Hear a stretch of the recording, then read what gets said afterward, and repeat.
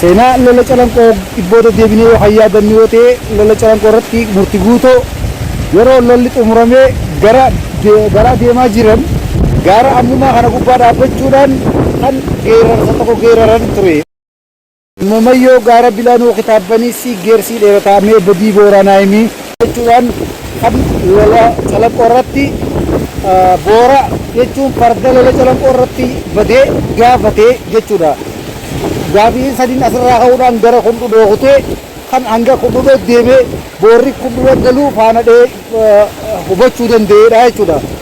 Jaarsaan gaaruma kana duuba laa gaara gurraacha guddaa kana duuba. Gaarri kun maqaan isaa maal jedhanii dheeraa kana? Xoofoo. Xoofoo jedhanii. Xoofoo. Katti gaarraa gadiisu noo? Karraa gadiisu kun laal. Qal'aadha. Gaara qal'aadha. Kun dheeraadha. Kun dheeraadha. Kun ammumaadha. Kuni bal'oolee jedhanii.